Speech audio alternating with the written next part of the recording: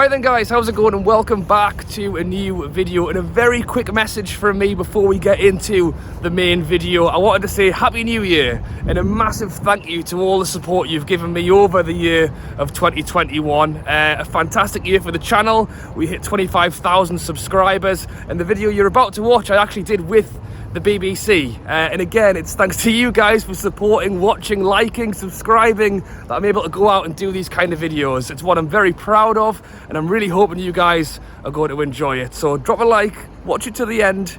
Thank you for watching, and here's to another fantastic year for every one of you guys watching, and hopefully for the channel as well. Thank you, and see you later.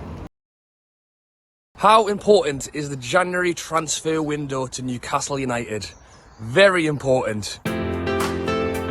January is an incredibly difficult window to recruit players in, especially when your league position is difficult. Of course, it's our first transfer window under the new owners. Pretty much every football player in the world I think we've been linked with. People know our situation. They know we've got a bit of money behind us now, and they know that we're desperate. I think we need a minimum of 5 players. If we want to stay up this season, we need to bring players in quick.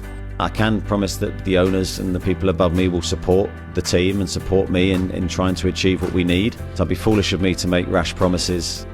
The plan for the January transfer window, in my opinion, is a one of pragmatism.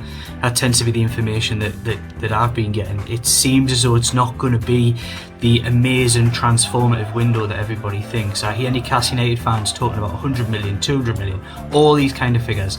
I think the owners will spend what they need to spend to keep Newcastle United in division, and that is the key.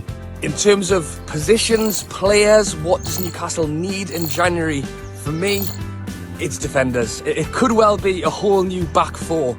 We are still playing the same defenders we had when we got promoted from the Championship last time.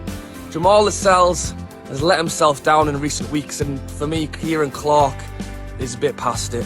We could do with a whole new defensive line. I would argue they need 5 or 6 players to transform this squad because they're severely lacking in a number of key areas.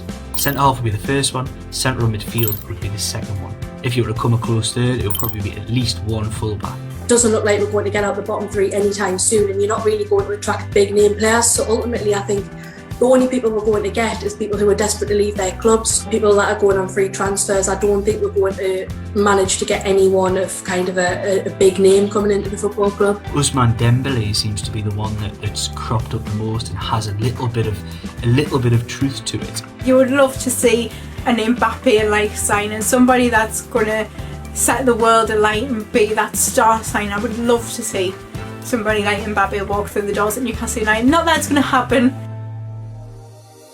In terms of realistic signings for Newcastle United, the same names are cropping up over and over. Tarkowski from Burnley, centre-back. Cody from Wolves, again, centre-back. The number 1 name on my list would be Connor Cody from Wolves. He, I think, would be fantastic because he's a very good centre-back, very reliable, a position that we need strengthening. But also, I think that he would be a good captain for the team. An attacking midfielder, I'd love to see. Someone like a Jesse Lingard who can play in the attacking midfield to kind of replace Joe Willock, because I really think he needs to be dropped from the squad. Kieran Trippier has been linked. Unsure of whether that one would actually go through or not.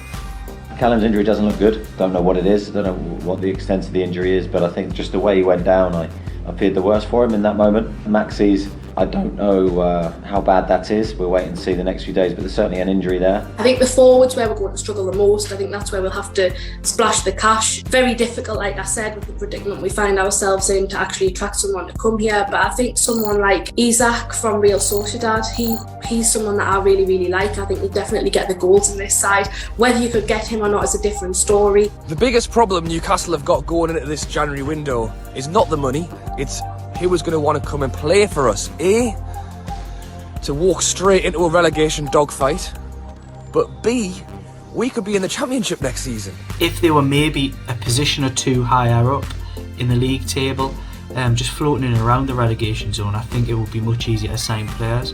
But I think because of the position, they're really in a relegation dogfight at the football club at the moment. I think it is going to be a little bit challenging. People know our situation. They know we've got a bit of money behind us now, and they know that we're desperate. So they're going to charge whatever the hell they want. It might not feel like Newcastle United can probably stay up, but I think with the right additions, there is potential there to stay up.